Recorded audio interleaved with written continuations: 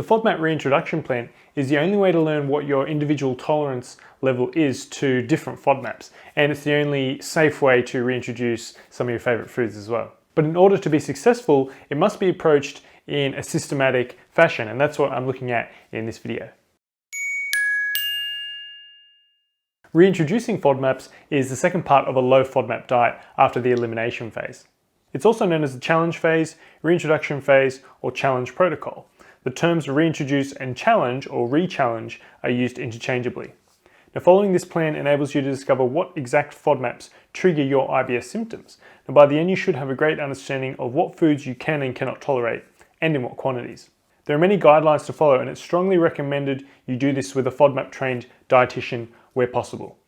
Okay, so how does it actually work? Well, there are 10 FODMAP groups to be reintroduced one at a time. This must occur over a 3-day period with 3 washout days in between groups. That is, set days where you completely return to a low FODMAP diet in order to reset your digestive system. Now, a typical schedule may look like this, although this is just a generalization, and in this case, re-challenge is used interchangeably for reintroduce. So if you are re-challenging for 3 days and leaving a 3-day washout period, the re-challenge process for one group lasts almost a week. That means 10 FODMAP groups will take 9 to 10 weeks total, assuming no setbacks. If you do experience symptoms, you must wait until they settle back down. Now, usually the 3-day washout period is enough time, but not always. And note that you should not reintroduce any new FODMAP groups until you are completely symptom-free or as close to symptom-free as you can get. It's also important that during this period you continue to follow a low FODMAP eating pattern the entire time. The most appropriate foods to reintroduce for each group are those that contain only one FODMAP group. This ensures that if you do have a reaction, it's obvious what FODMAP was the culprit. Now, there are 5 separate re-challenges for fructans because they occur in a wide variety of fruits, vegetables, and grains. Fortunately, there's only one re-challenge for each of the remaining FODMAPs.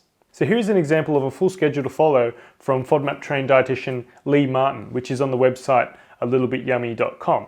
Now, it contains recommended foods and quantities. So you can see re-challenge 1 is fructose. So in this example, you would gradually reintroduce honey for 3 days and record if you get symptoms. And then you would have 3 days of washout period. So there would be no honey and continuing a low FODMAP diet before moving to re-challenge 2. Now, you can start with whichever group you wish, but it may be easy to start with lactose or fructose. They're quite straightforward. Additionally, I usually recommend re-challenging in the early evenings when at home. There's no possibility of being caught out when at work and allows enough time to notice symptoms before bed. Now, a common question is how long will it take for symptoms to show after you do reintroduce a new FODMAP group? Now, this varies between individuals and of course depends on the severity of the reaction if there is indeed a reaction. Patients report symptoms from anywhere between 30 minutes till the next morning up until 2 days later.